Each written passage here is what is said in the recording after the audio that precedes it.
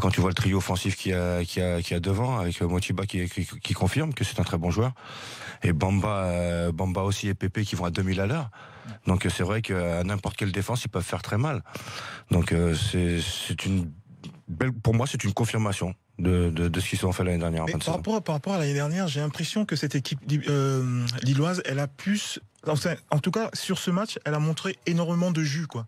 On dirait qu'ils auraient pu jouer 3 heures, ils auraient vraiment joué au même rythme avec beaucoup d'intensité. Ce qu'on n'avait pas vu forcément l'année dernière, en début de saison, quand il y a eu Bielsa, on voyait une équipe plus ou moins un peu amorphe, un peu fatiguée.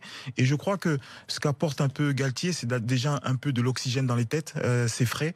On voit une équipe de nouveau, même Benzia, qu'on avait perdu, alors qu'on sait que c'est un joueur de qualité.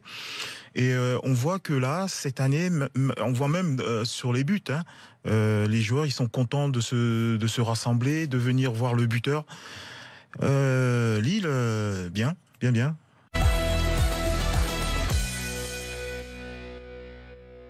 J'espère que ça va lui permettre justement de faire une saison, en tout cas une grande saison, et qui pourra aider Saint-Etienne à retrouver, pourquoi pas, les premières places pour l'Europe. Samy ? Je suis content pour lui, c'est aussi simple que ça.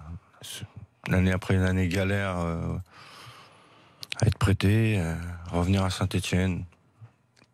Vous avez connu ça, vous, dans le vestiaire, un joueur vraiment qui cogite à mort? De toute façon, dans tous les groupes, tu as un moment donné où tu as un attaquant, on sait que c'est par cycle, des fois, où ça passe pas, il travaille bien à l'entraînement, et puis ça veut pas rentrer. Comment on gère ça quand on est coéquipier d'un joueur comme ça?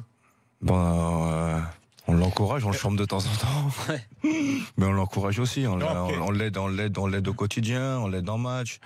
Après, forcément, si tu marques pas et il advienne que tu sois remplaçant, c'est encore un gros coup dur, donc on l'aide encore aussi. Non, on est toujours avec lui, on lâche pas.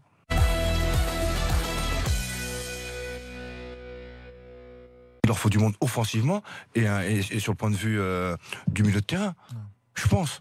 Non, mais c'est sûr. Ils ont pris Danilo qui est pas mal au milieu. C'est un bon joueur. C'est pas mal, mais c'est vrai que Nice, maintenant, il leur faut un finisseur. De toute façon, maintenant, si tu veux jouer quelque chose, si tu veux vraiment exister dans ce championnat de Ligue 1, il te faut un attaquant. Il te faut un attaquant qui marque des buts, quoi. Ou il lui en faut pas 10, quoi, pour marquer. Nice, je crois que dans le jeu, je crois que ça n'a pas été si mal que ça, même si finalement offensivement il n'y a pas eu les décalages qui font que tu arrives à te positionner pour finir. Mais bon voilà, je suis quand même déçu. C'est vrai que j'aurais aimé une victoire de. On voit les stats sur RMC Sport News en termes statistiques du moins. Nice c'est 70% de possession de balles, c'est 600 passes, c'est 3 fois plus que les Rémois dans ce match. Ils ont marqué d'entrée, puis ils ont fermé la boutique. C'est une attaque défense. Après ils n'ont pas su concrétiser ou être bons dans la dernière passe ou marquer la dernière occasion les Niçois. Mais pour un début de championnat, perdre à domicile contre Reims, c'est une très grosse contre-performance. Je suis désolé.